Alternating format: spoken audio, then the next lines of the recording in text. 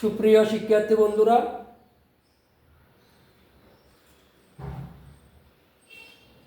তোমাদের সবাইকে শুভেচ্ছা ও স্বাগতম। আশা করি সবাই ভালো আছো। আজকের এই পর্বে আমরা নবম ও দশম শ্রেণীর অনুশীলনী 11.2 গণিতের নবম ও দশম শ্রেণীর গণিতের অনুশীলনী 11.2 14 নম্বর অঙ্কটি আমরা আজকে সমাধান করব। বন্ধুরা, 14 নম্বর অঙ্কটি দেওয়া আছে দুটি সংখ্যার অনুপাত 5:7 এবং এদের লসাগু 6 হলে সংখ্যা দুটির লসাগু কত? তাহলে দেওয়া আছে কি,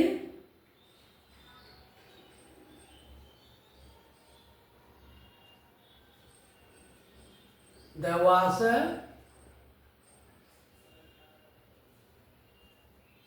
দুইটি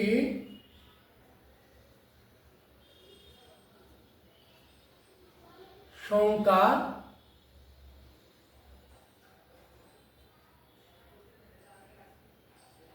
অনুপাত 5:7 এবং এদের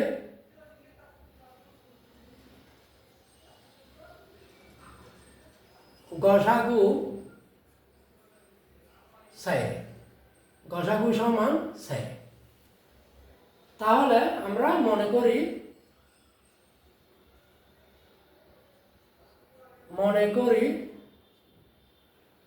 সংখ্যা দুটি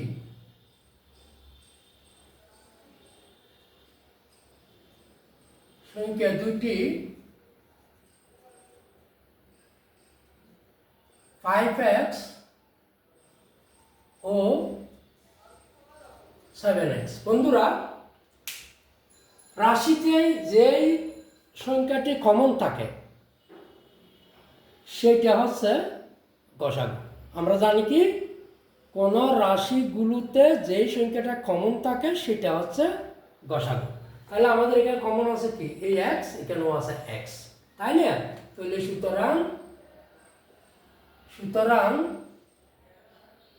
সংখ্যা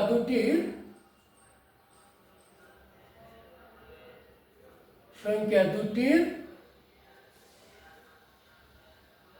গসাগু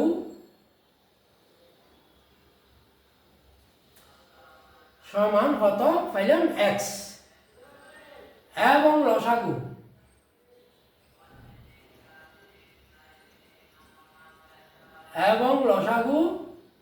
সমান কত পাইলাম, 5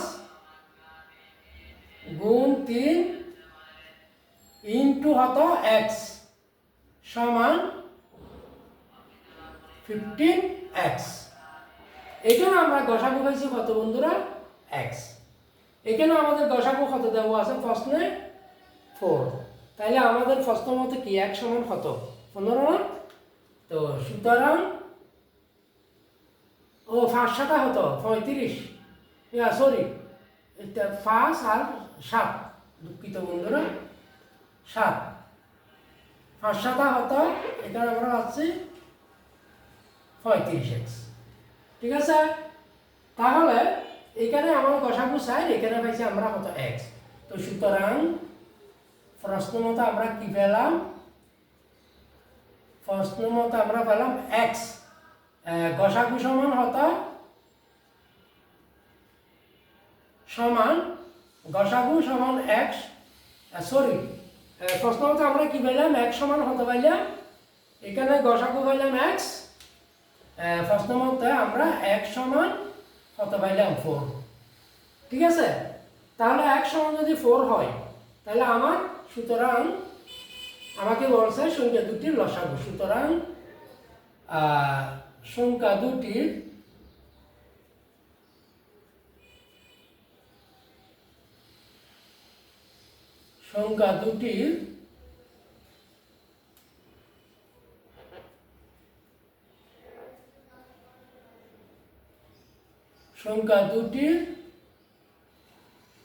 লসাগু কত পাইলাম আমরা, বলবো 35x। তাহলে সমান 35 গুণ 1 সমান কত, 4। তাহলে সমান 35 70 140। আমরা লসাগু পাইলাম কত? 140। এটা হচ্ছে আমাদের আজকের অঙ্কের আনসার। বন্ধুরা একটু আবার দেখো, বলা হয়েছে দুটি সংখ্যার অনুপাত 5:7 এবং এদের গসাগু 4 হলে সংখ্যা দুটির লসাগু হতো। তাহলে দেওয়া আছে দুটি সংখ্যার অনুপাত 5:7 এবং এদের গসাগু দেওয়া আছে 4। মনে করলাম আমরা অনুপাত সংখ্যা দুটি 5x এবং 7x, তাহলে সংখ্যা দুটির গসাগু কত হবে? x। কেন? রাশিগুলোতে যে সংখ্যাটি কমন থাকে সেটা হচ্ছে গসাগু।